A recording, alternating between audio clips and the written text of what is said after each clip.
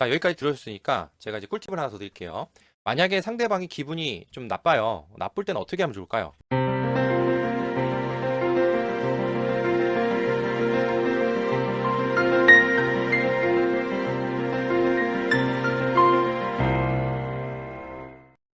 안녕하세요. 마인드레슨 자입니다.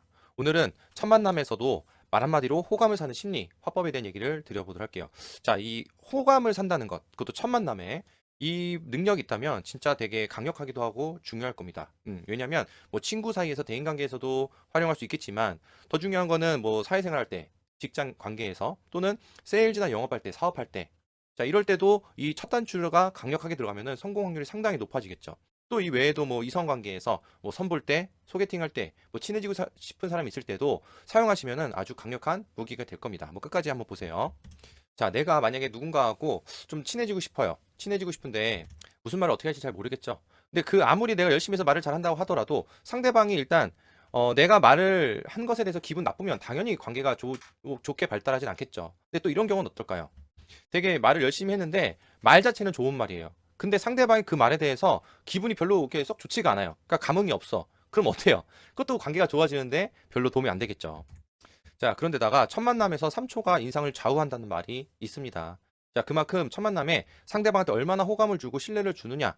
자, 이런 부분들이 상당히 중요하다는 거죠. 그 관계의 어떤 뭐 방향성이나 혹은 내가 원하는 관계 목표 달성에 되게 중요하게 영향을 끼친다는 겁니다.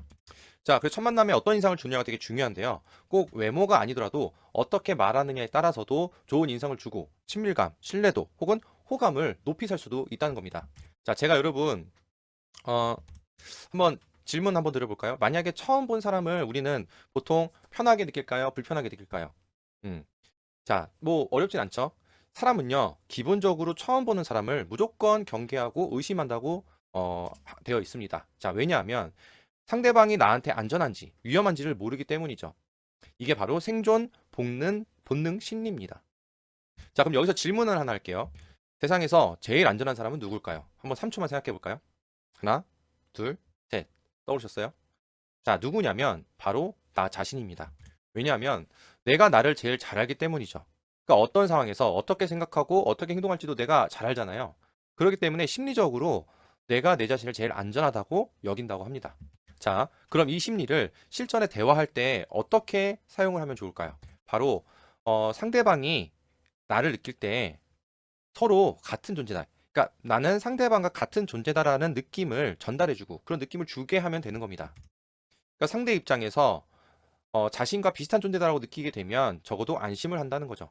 자, 이 원리가 바로 쉽게 분위기를 편하게 만들고 친하게 만들고 또 호감을 사게 만드는 그런 심리 원리입니다. 이게 이제 가장 핵심 원리예요. 이거 중요합니다. 자, 이거를 이제 한번 또 기억하시고요. 자, 그럼 실전 상황에서 어떤 말들을 이 원리에 입각해서 어떤 말들을 해야 같은 존재라고 상대방이 느끼게 될까요? 자, 그건 바로 공통된 관심사, 취미, 선호도, 경험 이런 것들인 거죠. 자, 근데 이게 그냥 이것만 얘기하는 건 아니고요.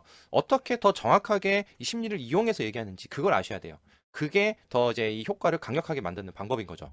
자, 한번 예를 들어 보겠습니다. 극단적 예를 들어 보자면 우리 정치적인 얘기나 종교 얘기는 잘못 꺼내면 이제 밤새도록 한다고 그랬죠. 조심해야 한다고 그랬잖아요. 자, 예를 들어서 정치적으로 자, 당신하고 제가 있다고 한번 해볼게요. 제가 만약에 어떤 당신이 좋아하는 정치적인 어떤 당이 있는데 제가 얘기하다 보니까 그 당을 좋아한다고 합니다. 그럼 어떨까요? 일단 반갑죠. 근데 한술 더 떠서 당신이 좋아하는 그 당 안에 있는 어떤 특정한 정치인이 있어요. 너무너무 좋아해, 그 정치인을. 근데 저도 똑같이 그런 정치인을 좋아한다는 거예요. 게다가 정치 후원 활동도 하고 있었어요. 근데 저도 그런 후원 활동을 하고 있다고 얘기하는 겁니다. 자, 이런 얘기들을 들었을 때 기분이 어떠실 것 같아요? 정말 기분이 어떨까요? 마치 연예인 팬클럽 활동을 하면서 서로 동질감이나 동지, 우애 이런 것들 느끼는 그런 같은 기분일 그런 이제 동질감이 느껴지는 기분일 겁니다. 자, 여기서 이제 중요한 거 정리해 봐 드릴게요. 상대가 좋아하는 것에 대해서 맹목적으로 똑같이 좋아한다고 말하는 것보다 좋아하는 깊이 수준이 일치될수록 상대가 나를 볼 때 더 동일한 존재다. 같은 존재라는 느낌이 더 강해지는 겁니다. 자, 왜냐하면 대상에 대해서 좋아하는 감정이 세밀한 부분이 더 비슷해질수록 동질감의 정확도가 높아지기 때문인 거죠. 자, 아까 제가 이제 정치인 예를 들었잖아요. 만약에 그냥 당을 좋아한다는 정도만 있으면 그냥 반가울 정도였을 겁니다. 근데 보세요. 당에 속해 있는 정치인을 같이 좋아하고요. 그 정치인을 좋아하면서도 정치인을 좋아하는 사람들 중에서 어떤 특정 행동을 하는 것도 똑같이 하고 있다는 겁니다. 이게 더 세밀해질수록 더 동질감이 깊이 느껴지는 느낌인 거죠. 자, 이거를 여러분 한번 상상으로 느껴보셔야 돼요. 그래야 내가 이게 어떤 느낌인지 알아야 상대방한테도 그런 느낌을 전달할 수 있기 때문에 잘 느껴지셔야 됩니다. 자, 그런데 이미 본능적으로 이거를 사용하는 사람들이 있습니다. 바로 학연, 지연, 출신을 물어보는 사람들이 있죠. 이제 그런 분들 많이 들어보셨잖아요. 자, 이건 무슨 의미가 있냐면 적어도 비슷한 문화를 경험했다면 그 또한 비슷한 존재로 여겨지기 때문에 이런 말들을 본능적으로 활용하는 겁니다. 왠지 같은 고향 출신이면 또 반갑잖아요. 근데 이것도 아까의 그 심리 원리를 한번 대입해 볼게요. 더 세밀하게 세분화해서 내가 살던 집에 한 50m, 5분 거리 안에 그 사람이 같이 살고 있었다고 쳐볼게요.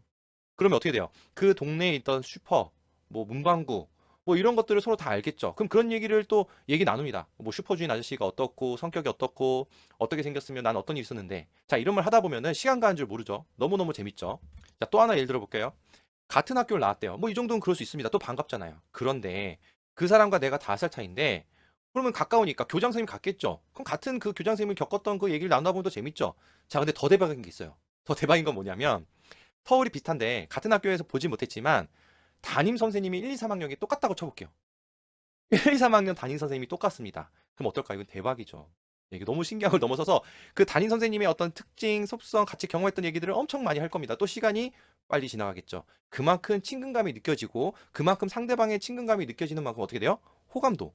어, 호감도가 이 사람은 나랑 어떤 그런 동질된 그런 걸 경험한 사람이야 라면서 당연하게 자연스럽게 높아진다는 겁니다. 자, 그래서 이런 것들을요. 기존에 사람들이 얘기했던 것처럼 아무 생각 없이 본능적으로 그냥 실천하는 거하고 심리 원리를 알고 실천하는 것은 효과가 천지 차이입니다. 자, 근데 중요한 건 아까 같은 예는 너무 운이 좋은 예를 제가 들어본 거고요. 이런 운이 좋지 않더라도 이런 심리적인 원리를 알고 활용을 하면 이 운이 있는 것만큼의 효과를 볼 수가 있는 거예요. 그런 효과를 만들어낼 수가 있는 거예요. 그러니까 알고 실천하면 효과의 정확도를 90도 이상을 높일 수가 있는 거죠. 그러면서 상대방의 호감도를 높이는 것도 당연히 90% 이상이 올릴 수가 있는 그런 이제 정확도나 확률이 되는 겁니다. 왜냐고요? 상대방이 나를 친하게 느끼고 또 이게 서로 이제 그 얘기하는 동안에 되게 재밌어지니까 그렇게 재밌는 경험을 같이 공유하는 게 좋아지는 거예요. 자, 이 효과를 강력하게 발휘하기 위한 방법이 있습니다. 이 다음과 같이 하시면 돼요. 자, 첫 번째는 상대방에 대한 정보를 최대한 많이 수집하는 겁니다.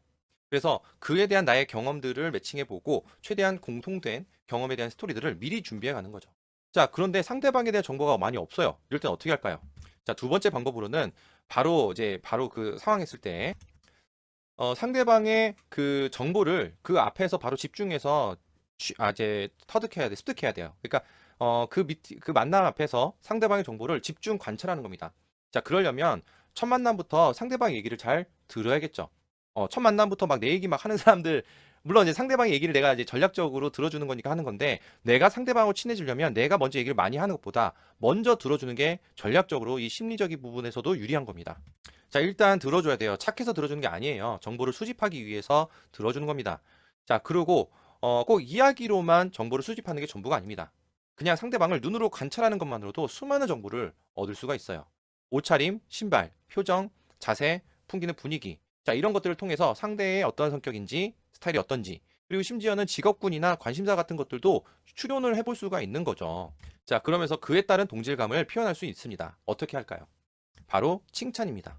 자, 예를 들어서 상대방이 입고 온 옷이나 액세서리 등을 칭찬을 한번 해봅니다. 그럼 그 칭찬하는 거는 심리적으로 어떤 의미가 있냐면 나도 그런 스타일을 좋아한다고 표현하는 거죠. 그러면서 그 안에는 난 너와 비슷한 존재라는 거. 그러니까 너가 좋아하는 코드도 나도 좋아하니까 난 너랑 비슷한 존재라는 거를 암시하는 겁니다. 이건 막 설명할 필요 없지만 그냥 그런 칭찬 안에는 그런 효과, 이런 심리적인 것을 암시하는 효과가 있다는 거죠. 자, 여기까지 들어주셨으니까 제가 이제 꿀팁을 하나 더 드릴게요. 만약에 상대방이 기분이 좀 나빠요. 나쁠 때는 어떻게 하면 좋을까요? 일단 만약에 그 기분이 나쁜 걸 대충 짐작할 수 있다면 그것도 하나의 정보입니다. 그러면 다른 얘기를 하는 게 아니라 그 얘기를 먼저 꺼내주는 것도 하나의 방법이에요.